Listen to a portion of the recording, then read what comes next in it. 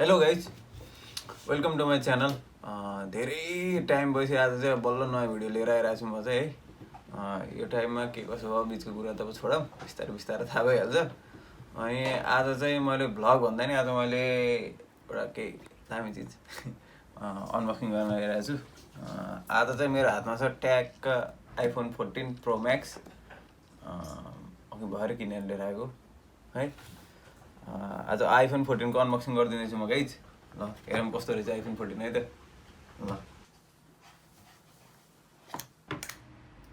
Wow, iPhone 14 pro Max guys भर्खरै मेरो हातमा पऱ्यो है गाइज।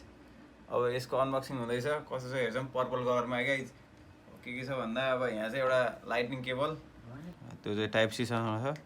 अनि एउटा पेपर मात्र पाएको छौँ, जुन पेपरभित्र चाहिँ एउटा एप्पलको स्टिकर छ, एउटा सिम निकाल्ने नोट छ, अनि यहाँ सानो पेपर मात्रै छ, यो इन्स्ट्रक्सन यति मात्रै छ। अनि यति एउटा बक्स यति मात्रै हो। हातमा छ आइफोन 14 प्रो म्याक्स। अब यसको भित्र फङ्सन हेरौँ के छ गाइज।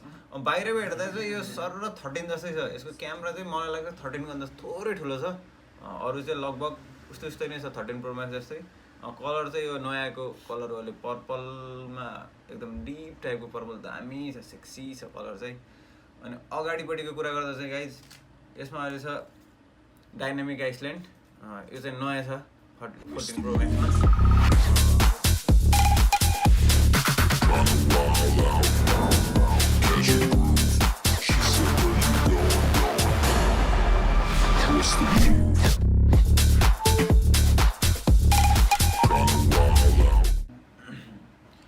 भर्खरै गाइज आइफोन 14 प्रो म्याक्स पऱ्यो त यहाँ त। अब एकदम मन चाहिँ एकदम यति खुसी छ कि अब के बोल्ने भइरहेको होइन।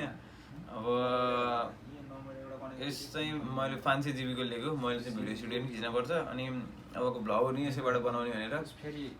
A16 बायोनिक चिप छ यसमा। A16 बायोनिक चिप चाहिँ अहिलेको एप्पलको लेटेस्ट चिप हो। यो चाहिँ सबभन्दा फास्टेस्ट चिप इन एप्पल भनेर भनेको छ एप्पलले।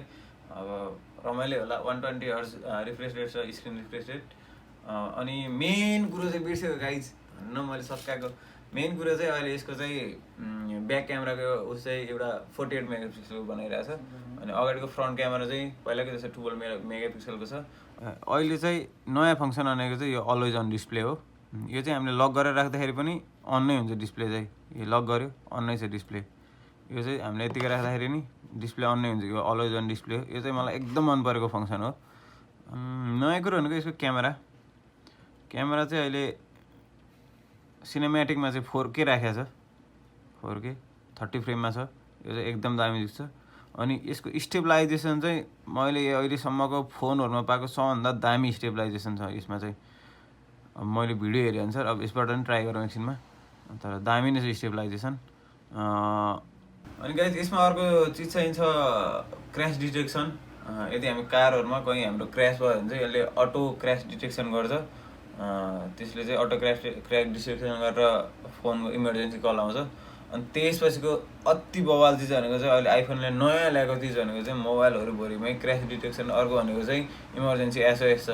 यसले चाहिँ तपाईँहरू अब हामी जस्तै अब फोन नचल्ने ठाउँहरूमा एकदम कहीँ फस्यौँ होइन, एकदम कहाँ हो कहाँ गएर अब म्याप नै नचल्ने ठाउँमा गएर बस्यौँ भने चाहिँ यसले चाहिँ सेटेलाइटबाट तपाईँहरूलाई फोन गराइदिन सक्छ। त्यो चाहिँ एसओएस यसको नयाँ अहिलेको एप्पलको फोनहरूभरिमा कुनै फोनमा पनि छैन। त्यो चाहिँ एप्पलमा ल्याएको छ अहिले चाहिँ।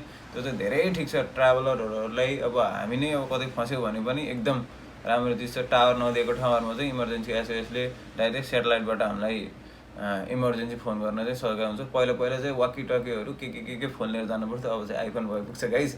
अब म त्यसमा पनि सेफ छु, अब जहाँ गयो नि हुन्छ म ढुक्क हो। अनि अरू बिस्तारै याद आइरहेको छ गाइज। अब के भन्ने एकछिनमा बिर्सिन्छ, एकछिनमा याद आउँछ। अनि क्र्यास डिटेक्सन नि दामी चिज नै छ। अस्ति भर्खर मैले एउटा भिडियो हेरेको थिएँ इन्डियाको कि कताको युट्युबरले, इन्डियाको होइन कि कताको युट्युबर थाहा भएन, तर उसले नै ट्राई गरेको छ कार नै क्र्यास गरेर त्यति बेला नै डिटेक्ट गर्यो। अनि त्यसपछि नि जोसियो म फेरि। अब कार चाहिँ किन्न बन्छ गाइज, डिटेक्ट गर्दै गर्दैन भनेर। एकछिनपछि फेरि याद आउँछ, भयो सक्यो ल भ्याइयो भने चाहिँ फेरि याद आउँछ। अब फेरि भिडियो खिच्दै फेरि हाल्दै गर्ने हो। ढुक्क छ, एकदम खुसी छु कि आज त लास्ट खुसी छु कि गाइज। ल iPhone 14 Pro Max. Again.